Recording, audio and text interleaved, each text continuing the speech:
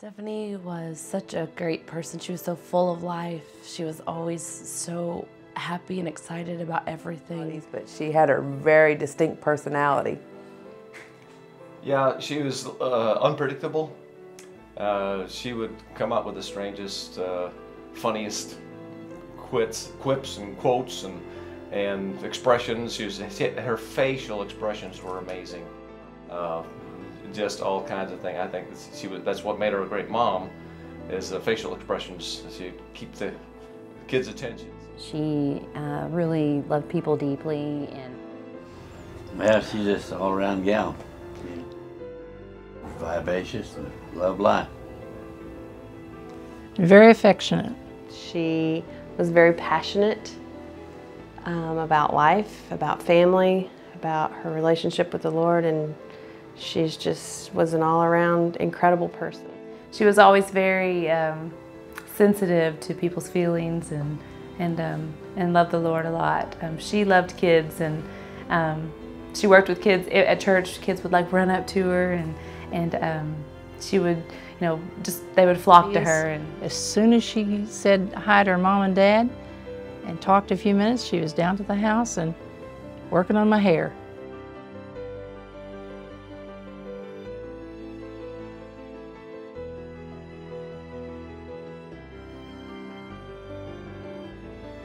I got a call that morning on March 4th from my mom, and she was very frantic, and she told me that they were taking Stephanie to a hospital and that they were having to intubate her. And I didn't know what that meant at the time, but I've later figured out it was because she wasn't breathing. I'd gotten up and I was heading to work, and I never left the house without giving her a kiss goodbye. And so she'd gotten up with Callan, our baby, and she was back there, and he was crying and crying, and I was getting coffee and everything in the kitchen to go, and I started just to leave because because Callan was crying, and I thought I didn't want to go back there and disturb anything, but I realized I hadn't given her a kiss, so I walked back and I found her laying in the hall right in front of Callan's bedroom. So she'd never made it into Callan's room, and that's why that's why Callan was still crying, because she'd never made it in there. She'd fallen in the hall. I had just finished working out at my neighbor's house, and I got back in and was having a bowl of cereal, and the phone rang. It was my mom from Missouri, and she said, "You need to get over to Stephanie's house. Something's wrong." I put the phone and said, "Well, hello, Judy, how you doing?" She goes, "Brian, I got bad news." I said, "What's that?"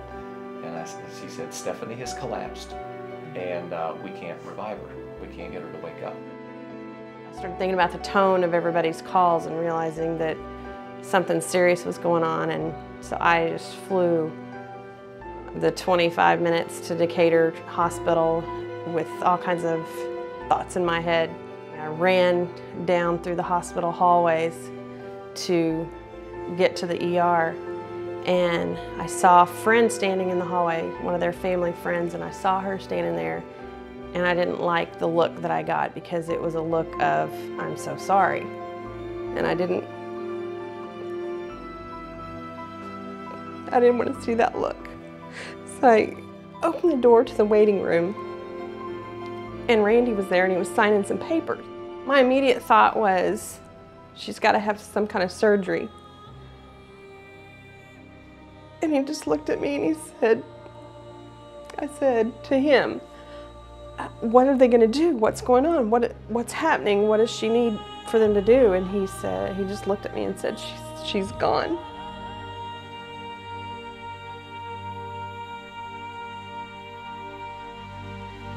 My life has changed in so many ways. I guess when you lose somebody, people always talk about how you have to go and start your new normal.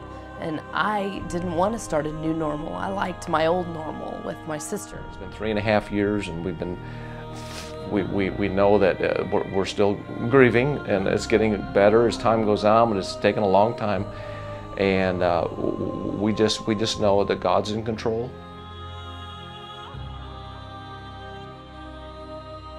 the Lord also brought another mother into my nephews' lives.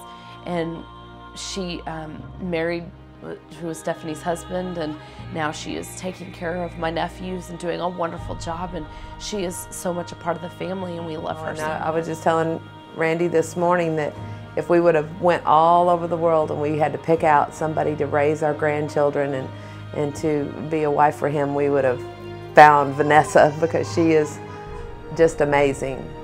You know, God's really allowed all of our families and our backgrounds to intermingle and intermesh, and just, it's, you know, I think I feel very blessed to be a part of Stephanie's family and her, you know, her immediate family, and just, it's really a blessing to be able to not only have your own family that you come from, and, you know, of course Randy's family, but then, you know, to have this additional support system for your children, and you know, I just love that.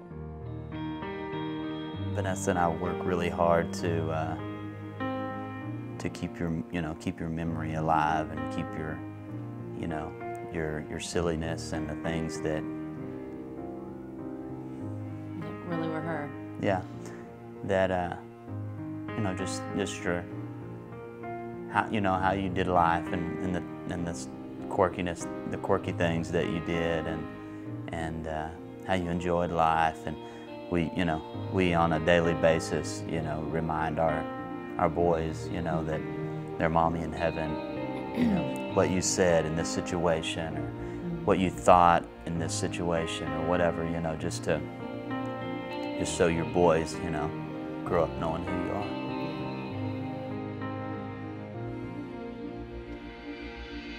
This is what it means to be held, how it feels when the sacred is torn from your life and you survive. This is what it is to be loved and to know that the promise was